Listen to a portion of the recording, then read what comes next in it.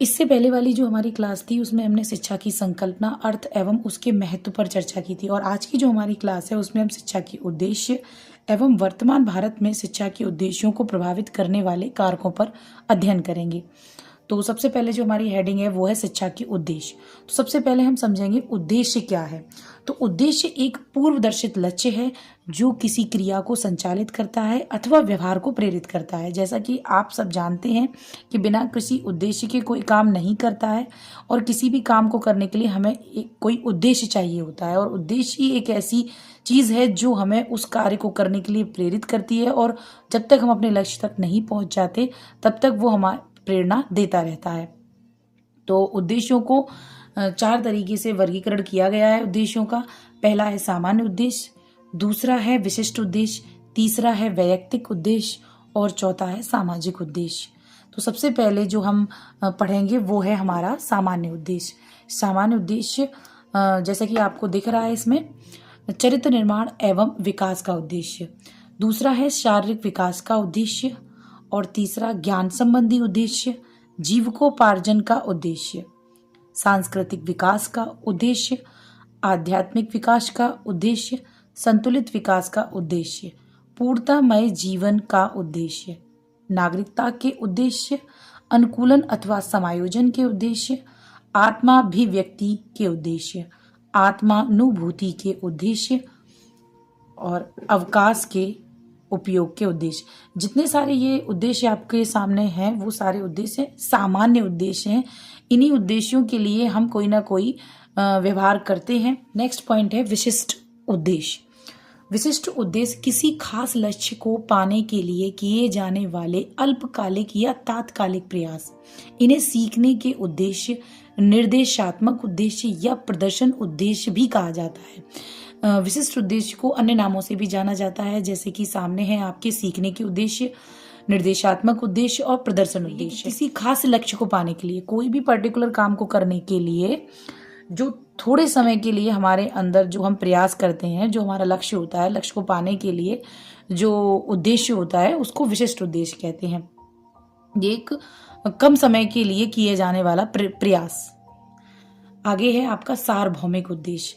सार्वभौमिक उद्देश्य में वे उद्देश्य जो पूरी मानव जाति पर लागू होते हैं, जैसा कि इसके नाम से स्पष्ट हो रहा है कि जो पूरी मानव जाति पर जो उद्देश्य लागू हो उनको सार्वभौमिक उद्देश्य कहते हैं। उदाहरण में जैसे शारीरिक व मानसिक विकास, तो ये तो सभी मानव जाति का होना चाहिए, शारीरिक और मानसिक विकास। दूसरा है प्रेम और अहिंसा, तीसरा है मानव के व्यक्तित्व का संगठन और समाज की प्रगति। ये चारों जो उद्देश्य आपके सामने जिनका उदाहरण दे रखा है ये सार्वभौमिक उद्देश्य हैं, ये पूरी मानव जाति के लिए लागू होते हैं। जबकि सामान्य उद्देश्य विशिष्ट उद्देश्य में आपने अंतर देखा होगा। सामान्य उद्देश्य सामान्य जीवन के लिए किए जाने वाले प्रयास हैं, विशिष्ट उद्देश्य किसी विशेष काम के लिए किए जाने वाला प्रयास है जो कि कम समय के लिए होता है। सामान्य उद्देश्य लंबे समय के लिए होता है और जो सार्वभौमिक उद्देश्य है वो पूरी मानव जाति के लिए लागू होते हैं। आगे आप देखेंगे वैयक्तिक उद्देश्य। वैयक्तिक उद्देश्य का मतलब है व्यक्ति की अपनी शक्तियों को पूरी तरह से विकसित करना।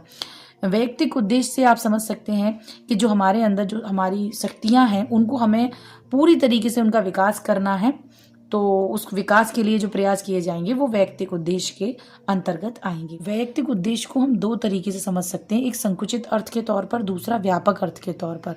तो संकुचित अर्थ में इसमें दे रखा है आत्माभिव्यक्ति। आत्माभिव्यक्ति का मतलब self expression. Self expression means अपने मन के अनुभव को व्यक्त करना, अथवा बालक की शक्तियों का सर्वांगीण विकास। जो बालक के अंदर जो शक्तियां निहित है उनका पूरी तरीके से विकास करना, अथवा प्राकृतिक विकास, जो भी नेचर में है उसका, नेचर ने जो भी उसको शक्तियां दी हैं उनका पूरी तरीके से विकास करना।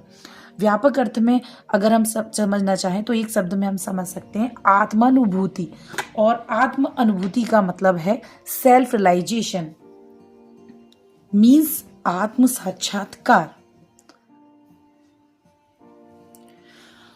नेक्स्ट पॉइंट है हमारा वर्तमान भारत में उद्देश्यों को प्रभावित करने वाले कारक। दूसरे शब्दों में हम ऐसे भी कह सकते हैं कि वर्तमान भारत में शैक्षिक उद्देश्यों को प्रभावित करने वाले कारक।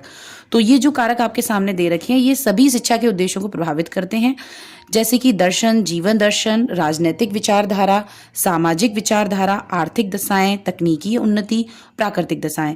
जो भी ये कारक हैं ये सभी हमारे शिक्षा के उद्देश्यों पर कुछ ना कुछ प्रभाव डालते हैं। दर्शन तो एक शिक्षा के जो उद्देश्य होते हैं वो दर्शन से भी प्रभावित होते हैं। हर एक इंसान का अपना एक दर्शन होता है, अपनी एक फिलॉसफी होती है, उसी के हिसाब से वो अपने जीवन को जीता है। तो उसी जिस जीवन को वो जिस तरीके से, जिस ढंग से, जिन सिद्धांतों पर जीता है उसी को हम जीवन दर्शन कहते हैं। नेक्स्ट है आपकी राजनैतिक विचारधारा। तो राजनैतिक विचारधारा का भी शिक्षा पर बहुत प्रभाव पड़ता है। नेक्स्ट है सामाजिक विचारधारा। तो सामाजिक विचारधारा का भी हमारे शिक्षा के उद्देश्यों पर प्रभाव पड़ता है। हमें अपनी शिक्षा में वो सारे नियम और कायदे सीखने पड़ते हैं जो हमारे समाज को प्रभावित करते हैं। नेक्स्ट है आर्थिक दशाएं। तो इकोनॉमिक कंडीशन तो बहुत ज्यादा हमारी शिक्षा को प्रभावित करती है। नेक्स्ट है तकनीकी उन्नति। तकनीकी उन्नति जिस तरीके से हो रही है उस तरीके से शिक्षा के उद्देश्य भी बदल रहे हैं और वो भी प्रभावित हो रहे हैं। नेक्स्ट है प्राकृतिक दशाएं। प्राकृतिक दशाओं का दूसरा नाम आप समझ सकते हैं वातावरण। तो वातावरण का हमारी शिक्षा के उद्देश्यों पर बहुत बड़ा प्रभाव पड़ता है। तो ये सब आपके कारक हो गए जो शिक्षा के उद्देश्यों को प्रभावित करते हैं। अगर आप चाहें तो इन्हें ऐसे भी लिख सकते हैं शॉर्ट आंसर के रूप में, अगर आप चाहें इसको तो लॉन्ग आंसर के रूप में भी इनको हेडिंग बना के लिखा जा सकता है। नेक्स्ट है हमारा शिक्षा के प्रकार। तो शिक्षा के प्रकार 3 तरीके के आपके सामने हैं। पहला है अनौपचारिक शिक्षा, दूसरा है औपचारिक शिक्षा और तीसरा है दूरस्थ शिक्षा। अगर हम सरल शब्दों में समझना चाहें तो अनौपचारिक शिक्षा वो शिक्षा होती है जो हम विद्यालय से हटकर सीखते हैं और जीवन पर्यंत सीखते ही रहते हैं। इसका कोई भी निश्चित पाठ्यक्रम नहीं होता, ना ही कोई निश्चित स्थान होता, ना कोई निश्चित समय होता और ना कोई निश्चित उम्र होती। ये आजीवन चलने वाली प्रक्रिया है। और नेक्स्ट है आपका औपचारिक शिक्षा। औपचारिक शिक्षा में क्या होता है तो विद्यालय के अंदर एक फिक्स्ड जो सिलेबस होता है वो, और एक आपका निश्चित स्थान होता है, निश्चित समय होता है, निश्चित विधियां होती हैं। तो ये सारी चीजें जिसमें फिक्स होती हैं, यानी कि आप समझ सकते हैं जो हम विद्यालय में, शैक्षिक संस्थानों में जो कुछ पढ़ते लिखते सीखते हैं वो सब अनौपचारिक शिक्षा के अंतर्गत आता है।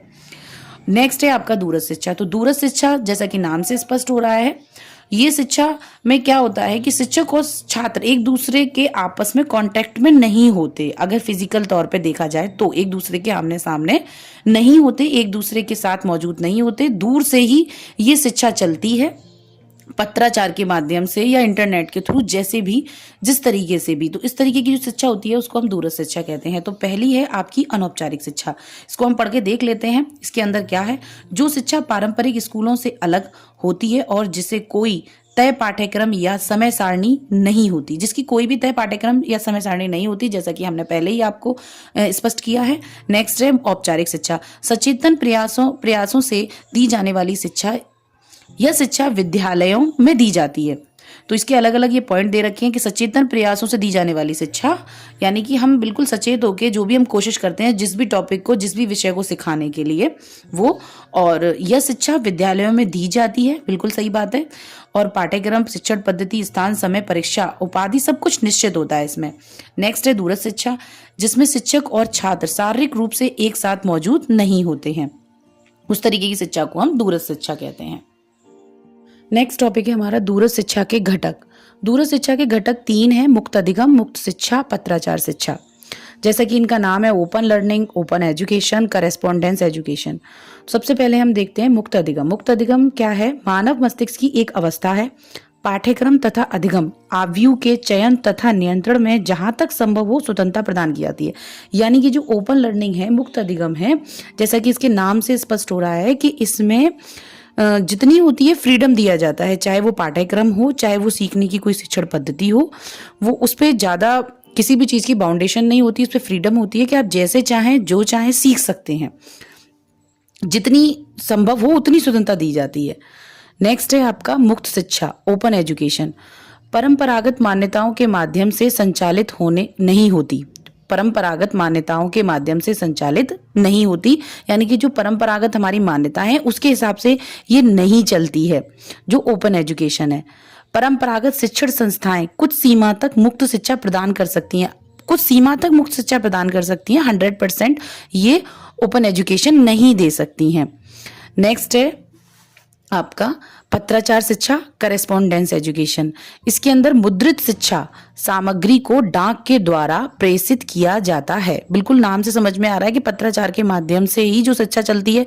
जो भी प्रिंटिंग मटेरियल होता है, चाहे वो बुक्स हो, जो भी शिक्षा की नोट्स हो, कुछ भी हो, जो भी शिक्षा से रिलेटेड सामग्री होती है उसको डाक के माध्यम से पढ़ने वाले तक भेजा जाता है।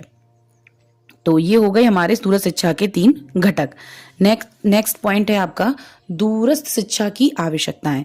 तो सबसे पहला है मुद्रित सामग्री, श्रव्य दृश्य सामग्री। ये सब दूरस्थ शिक्षा है तो उनमें इन सब चीजों की जरूरत पड़ेगी, तो वही है इसमें। पहला है मुद्रित सामग्री, दूसरा है श्रव्य दृश्य सामग्री, तीसरा है कंप्यूटर आधारित शिक्षण अधिगम, चौथा है अध्ययन समूह और पांचवा है रेडियो तथा दर्शन। ये 5 आवश्यकताएं हैं, जैसा कि इसमें दिख रही हैं। ये दूरस्थ शिक्षा की 5 आवश्यकताएं हैं। इनमें इन 5 चीजों की जरूरत पड़ती है। तो मुद्रित सामग्री में आपकी आएंगी पुस्तकें, अध्ययन सामग्री, पत्र पत्रिकाएं इत्यादि। श्रव्य दृश्य सामग्री समझ में आ रहा है, ऑडियो वीडियो कैसेट है, CD है, स्लाइड है, वृत्त चित्र है, ये सब श्रव्य दृश्य सामग्री के अंदर आएंगे।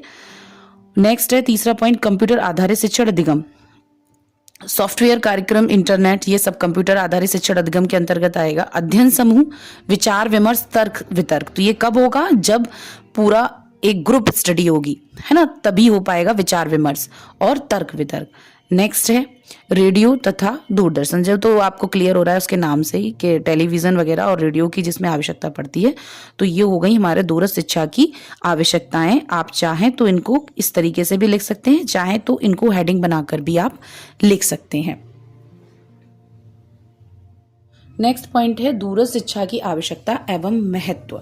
तो हमें दूरस्थ शिक्षा की आवश्यकता क्यों पड़ी और इसका क्या महत्व है, हम इन पॉइंट्स में समझेंगे। तो सबसे पहले जीवन के प्रारंभिक समय में शिक्षा न ग्रहण कर पाने वाले व्यक्तियों के लिए, यानी कि जो बच्चे, जो लोग अपनी शुरुआती अवस्था में शिक्षा को ग्रहण नहीं कर पाते हैं, उनकी शिक्षा छूट जाती है, वो पिछड़ जाते हैं, तो उनके लिए दूरस्थ शिक्षा एक बहुत अच्छा साधन है। वो घर बैठे अपना जो पिछड़ापन है उसको दूर कर सकते हैं और अपनी पढ़ाई कर सकते हैं। नेक्स्ट है उत्तर प्रदेश, बिहार, राजस्थान, मध्य प्रदेश, झारखंड एवं उत्तराखंड इत्यादि में दूरस्थ शिक्षा के माध्यम से शिक्षा की स्थिति में सुधार।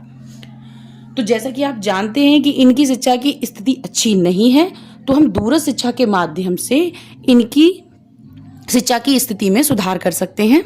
नेक्स्ट है वह क्षेत्र जहां शैक्षिक संस्थान उपलब्ध नहीं है, वो जगह जहां पर शैक्षिक संस्थान उपलब्ध नहीं है, जहां पर पढ़ाई का साधन नहीं है, वहां पर हम दूरस्थ शिक्षा के माध्यम से लोगों को शिक्षित कर सकते हैं। तो ये सब दूरस्थ शिक्षा की आवश्यकताएं हैं और उसका महत्व है। नेक्स्ट है दूरस्थ शिक्षा के गुण। तो दूरस्थ शिक्षा के गुण में पहला गुण है सरलता तथा विभेदीकरण, दूसरा है समान प्रत्यय का विकास, तीसरा है सेवारत व्यक्तियों के लिए नवीन शिक्षा के विभिन्न आयामों का विकास, चौथा पॉइंट है धन, समय व गति का सदुपयोग, पांचवा है प्राथमिक से उच्च स्तर तक। तो ये सब आपके दूरस्थ शिक्षा के गुण हैं।